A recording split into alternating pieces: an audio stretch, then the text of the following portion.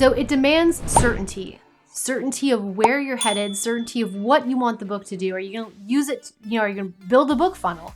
Are you going to try to land clients, stages, speaking opportunities? Are you going to create a course from that book? Like, what specifically is it for you? So I invite you to think about that. I invite you to write some things down and actually test yourself. Test yourself and see, how specific am I? Do I know where I'm headed? Can I articulate that? If somebody asks me, hey, heard you're writing a book, what do you plan to do with it? What are you thinking it'll help you accomplish? And if you can't answer those questions I'm posing to you here right now, then give yourself a chance to develop that and just know this is part of the journey. It's part of the growth, okay? And you absolutely want to engage with this before you write.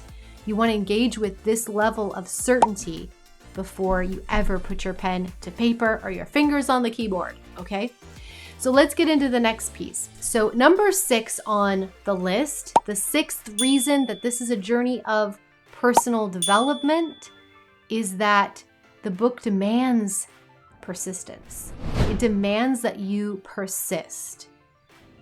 What I mean by this, and this is so true of anything that you want to accomplish or achieve in life, is that it demands that on that emotional journey of change, meaning while you're going through the process of doing and writing and iterating and editing, and you feel challenged and you feel blocked and you feel stuck and overwhelmed and disappointed and frustrated and angry, and all these things come up, right? This emotional journey. What's really, really important about that journey is not so much what you feel while you're going through it. And I don't mean to discount your emotions. That's really not what I want to say. Your emotions are important, they're valid. But what I want to tell you is that your emotions don't matter as much as your persistence. What you feel is valid. But just because you feel like quitting, you feel overwhelmed, or you feel frustrated, doesn't mean that that's the right course of action to take. In fact, what it means is it's time to dig in. It's time to really assess where you're at. It's time to persist, right?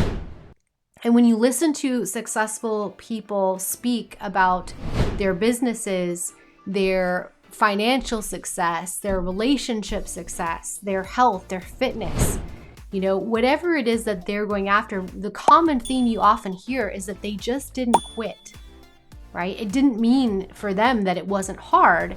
It didn't mean that they didn't feel like it sucked and they just wanted it to be over and they would have given anything to not be doing what they were doing in that moment. But despite all that, they didn't give up. They persisted.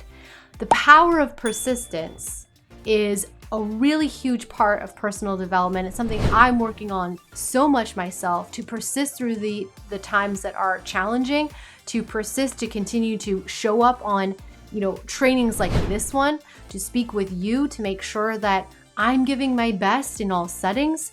Persistence is ultimately what's going to get you to that point of achievement, okay? And so persistence pays off, right? And that's why we need to kind of develop persistence as a muscle. We need to kind of exercise it, challenge ourselves, just like we would lifting weights at the gym or doing the squats or the lunges, whatever you're doing, the crunches. You actually want to develop a muscle for persistence, meaning when it's hard, when it sucks, when you feel like you want to quit, that's the time to dig in and go, not quite yet.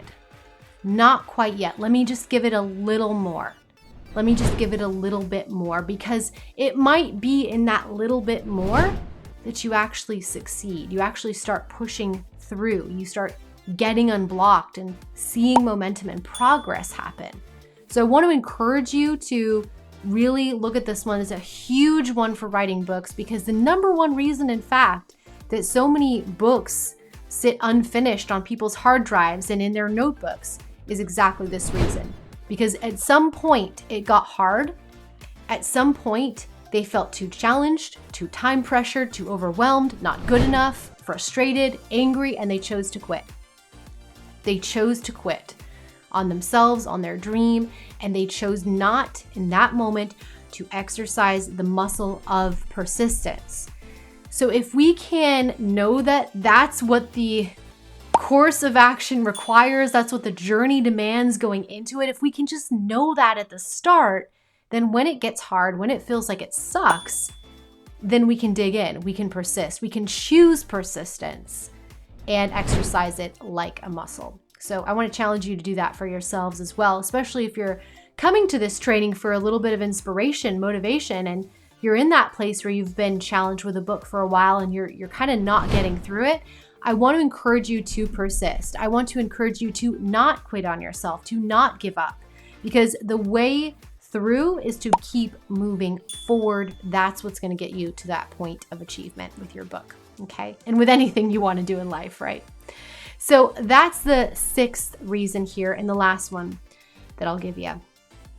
The last reason why this is absolutely, hands down, a journey of personal development is that this is a long game, you guys. Writing, publishing, marketing a book, the journey of being an author, like properly showing up in the world as an author, making the decision you're going to do that, that's a long game.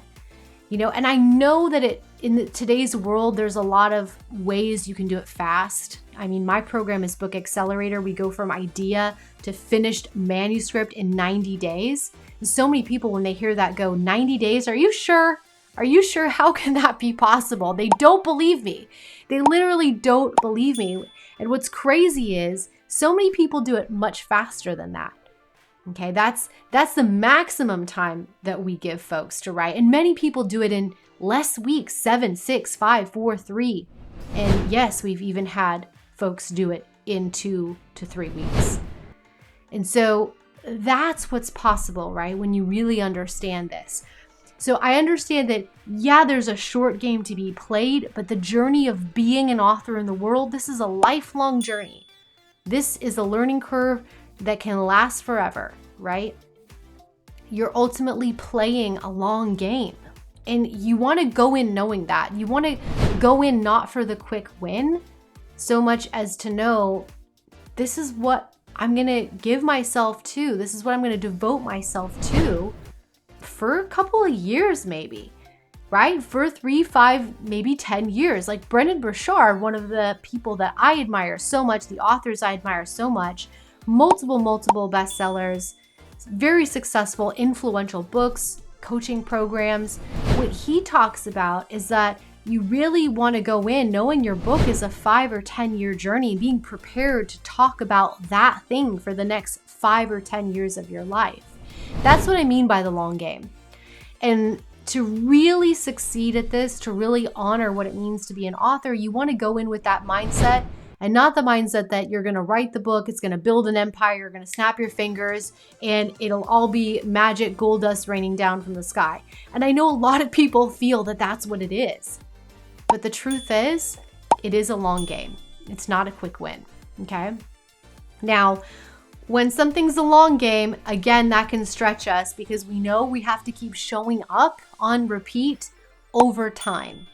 And I'm guilty of this myself. There's been many times in my own personal journey, my journey as an author, where I've neglected to show up consistently over time, where I've neglected to persist, right? And so I realize how important those things are now, and it's why I build it into my programs. It's why I talk about it.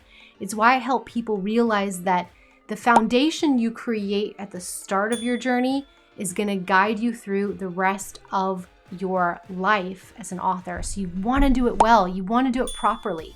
And you want to get support from somebody that can take you all the way, that will give you strategies not just for today, tomorrow, and maybe a couple of months, but strategies that are going to last you for a lifetime.